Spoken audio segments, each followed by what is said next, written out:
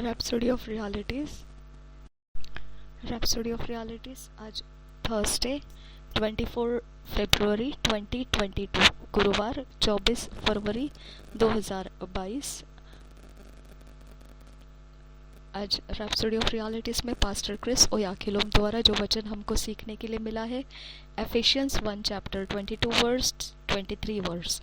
Efficiency 1 chapter 22 verse 23 verse. इफिसियों की पत्री 1 अध्याय 22 वचन और 23 वचन। इफिसियों की पत्री 1 अध्याय 22 वचन 23 वचन। इस वचन के आधार से आज का विषय है the reign of Christ and his church. The reign of Christ and his church. मसीह के राज्य और उसकी कलीसिया।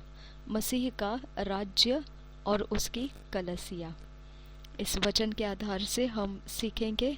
पास्टर क्रिस ओयाखिलोम हमको सिखाते हैं। इस वचन के आधार से आज का विषय हम पढ़ेंगे वचन एफिशियंस 1 चैप्टर 22 वर्स से 23 years. And hath put all things under his feet and gave him to be the head over all things to the church which is his body, the fullness of him that filleth all in all। Ephesians 1 chapter 22 verse 23 verse हम पढ़ेंगे। and hath put all things under his feet and gave him to be the head over all things to the church which is his body, the fullness of him that filleth all in all। इसी वचन को हम हिंदी में पढ़ेंगे BSI Bible में से। इफिसियों की पत्री 1 अध्याय 22 और 23 वचन BSI बाइबल। इफिसियों की पत्री 1 अध्याय 22-23 वचन हम पढ़ेंगे BSI बाइबल में से। जिससे तुम भी आत्मा के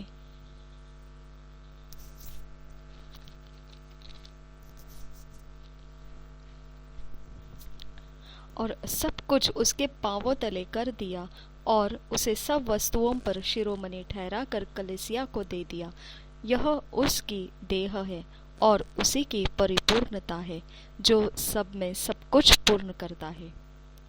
इफिसियों की पत्री 1 अध्याय 22-23 वचन BSI बाइबल में से। और सब कुछ उसके पांवों तले कर दिया और उसे सब वस्तुओं पर शिरोमणि ठहरा कर कलीसिया को दे दिया। यह उसकी देह है और उसी की परिपूर्णता है जो सब में सब कुछ पूर्ण करता है। पास्टर क्रिस ओयाखिलोम हमको ये वचन के आधार से सिखाते हैं। The resurrection of Jesus Christ started a new reign, the reign of his spiritual kingdom। यीशु मसीह का पुनरुत्थान नया राज्य शुरू कर दिया। वो राज्य उसका आत्मिक राज्य है। The Bible says, for if by one man's offense death reigned by one, much more they which receive abundance of grace and of the gift of righteousness shall reign in life by one Jesus Christ। This is remarkable। पवित्र Bible बताता है Romeo के पत्री 5 अध्याय के 17 वचन में BSI Bible से, क्योंकि जब एक मनुष्य के अपराध के कारण मृत्यु ने उस एक ही के द्वारा राज्य किया, तो जो लोग अनुग्रह और धर्म रूपी वरदान बहुतायत से पाते हैं, वे एक मनुष्य के अर्थात यीशु मसीह के द्वारा अवश्य ही अनंत जीवन में राज्य करेंगे। और एक बार पढ़ेंगे रोमियो की पत्री 5 अध्याय 17 वचन। पवित्र बाइबल ऐसा बताता है, क्योंकि जब एक मनुष्य के अपराध के कारण मृत्यु ने उस एक ही के द्वारा राज्य किया, तो जो लोग अनुग्रह और धर्म रूपी वरदान बहुतायत से पाते हैं, वे एक मनुष्य के अर्थात यीशु मसीह के द्वारा अवश्य ही अनंत जीवन में राज्य करेंगे। ये बहुत ही ध्यान खींचने वाली बात है। In Acts 18 chapter 38 verse, the Bible says, be it known unto you, therefore, men and brethren, that through this man is preached unto you the forgiveness of sins। प्रेरितों के काम 13 अध्याय 38 वचन पवित्र बाइबल इस प्रकार से बताता है। प्रेरितों के काम 13 अध्याय 38 वचन इस प्रकार से BSI बाइबल बताता है, इसलिए हे भाइयों, तुम जान लो कि इसी के द्वारा पापों की क्षमा का समाचार तुम्हें दिया जाता है और एक बार पढ़ेंगे प्रेरितों के काम 13 अध्याय 38 वचन। इसलिए हे भाइयों, तुम जान लो कि इसी के द्वारा पापों की क्षमा का समाचार तुम्हें दिया जाता है।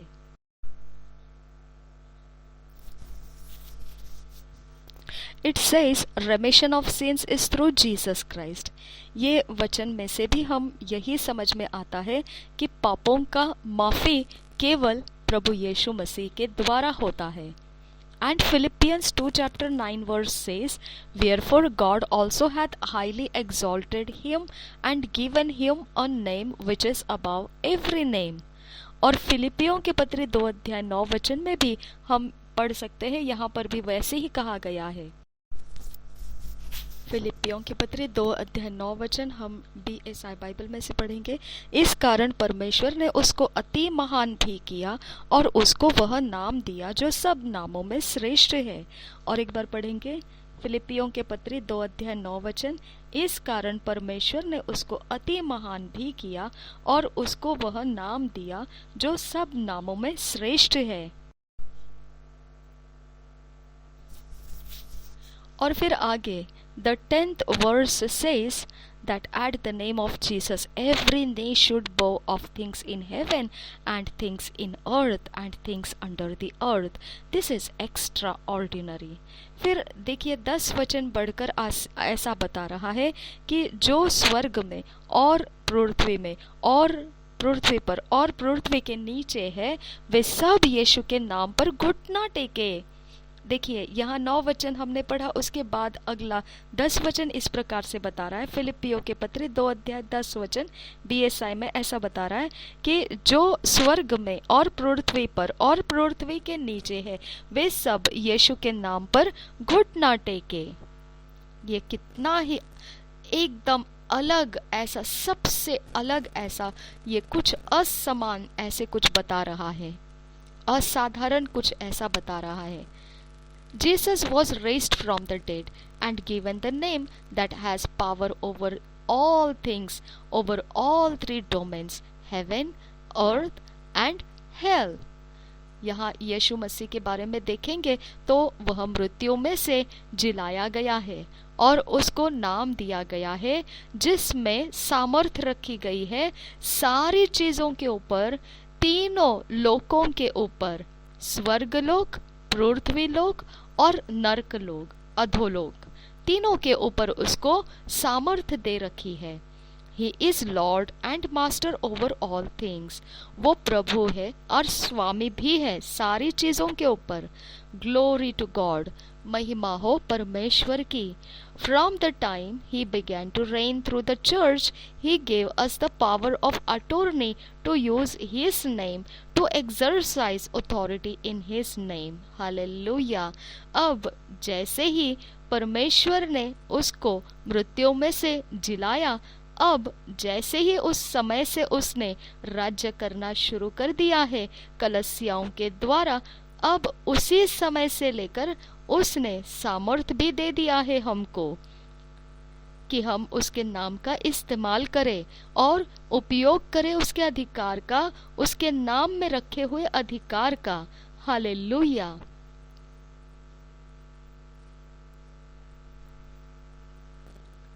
As long as we can use the name of Jesus in the earth, Satan and his cohorts of darkness can't run this world। अब बात ऐसी है, जब यीशु मसीह पुनरुत्थान हो गया, उसका राज्य शुरू हो चुका, उसके राज्य को चलाने के लिए उसने कलीसियाओं में अधिकार दे दिया है, सामर्थ्य दे दी गई है जो उसके नाम में है। अगर हमने उसका उपयोग नहीं किया, जहाँ तक इस पृथ्वी का सवाल है, जहाँ तक हम यीशु मसीह के नाम को प्राप्त किए हैं, अधिकार है उसमें, सामर्थ है शैतान के ऊपर और शैतान के सारे सेनाओं के ऊपर जो अंधकार में छिपे रहते हैं, वहाँ तक वो सारे बातों के ऊपर अगर यीशु मसीह का नाम का अधिकार हमने नहीं किया तो इस नाम के अधिकार ना करने की वजह से शैतान और अंधकार के शक्तियां इस जगत पर चलाई जाएगी।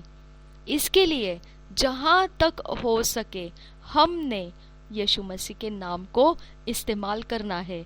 उस यीशु मसीह के नाम में अब परमेश्वर ने हमको सामर्थ्य रखी है और अधिकार रखा है।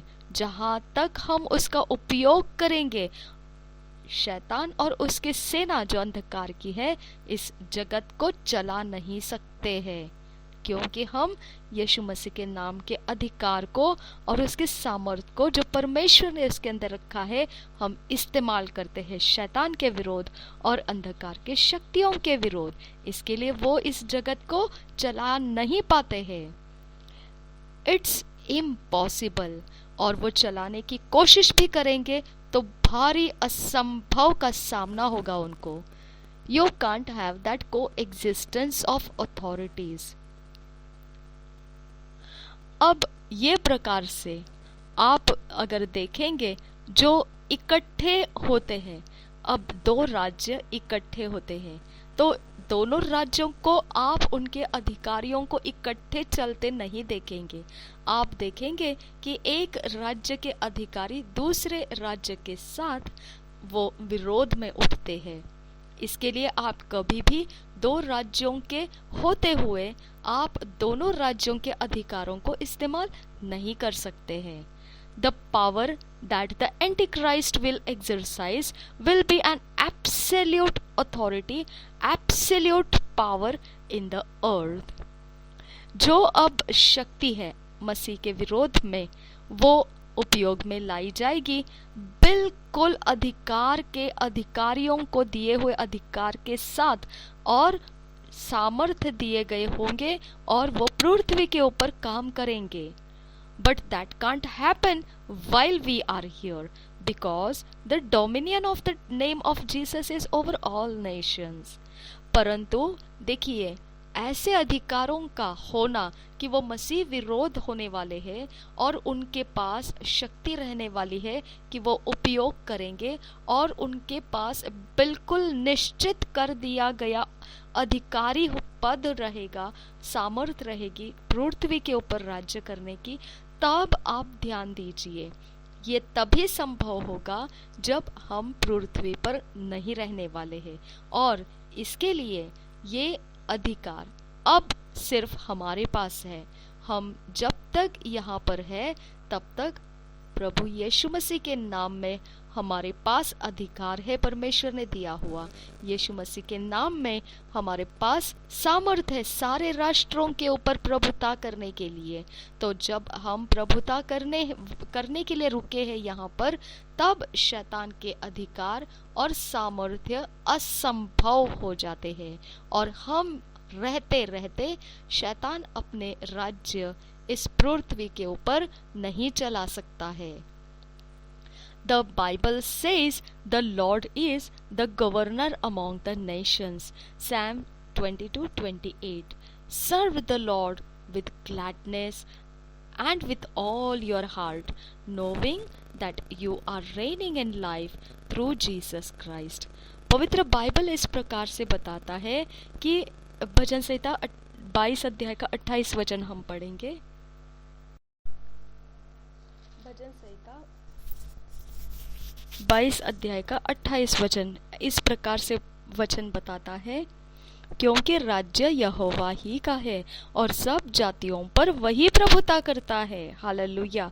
और एक बार पढ़ेंगे भजन संहिता 22 अध्याय 28 वचन, क्योंकि राज्य यहोवा ही का है और सब जातियों पर वही प्रभुता करता है। तो कितना ही सुंदर है ये बात हमारे लिए जानकारी रखने के लिए कि ये राज्य और किसी का नहीं, परंतु सारा सब कुछ जो पृथ्वी के ऊपर राज्य है और जातियां हैं सबके ऊपर परमेश्वर प्रभुता कर रहा है। इसीलिए प्रभु की सेवा बड़े आनंद के साथ कीजिए और अपने पूरे हृदय के साथ जानकारी रखते हुए कि ये जीवन के अंदर हमने राज्य करने के लिए आए हैं यीशु मसीह के द्वारा। आमीन। Thank you Jesus Christ. धन्यवाद करते हैं पिता पवित्र आत्मा, ये वचन के लिए धन्यवाद करते हैं हमारी उन्नति की। वैसे ही हम परमेश्वर पिता विनती करते हैं कि हम तेरे राज्य के लिए लाभदायी बने और ये उन्नति का फैलाव औरों के जीवन में भी उंडेल सके। हम इस जानकारी के साथ जो आज हमने उन्नति में पाया है, इस जानकारी के साथ हम और ज़्यादा प्रभाव के साथ तेरे राज्य में सेवा करें। हमारी सहायता करो पवित्र आत्मा। नासरी यीशु मसीह के नाम में मांगते हैं, हमें फिट एंड फिक्स कीजिए, ईश्वरीय रचना डिवाइन ऑर्डरलीनेस में लेकर आइए। नासरी यीशु मसीह के नाम में मांगते हैं पिता, सुन और कबूल कर। आमीन, आमीन, आमीन।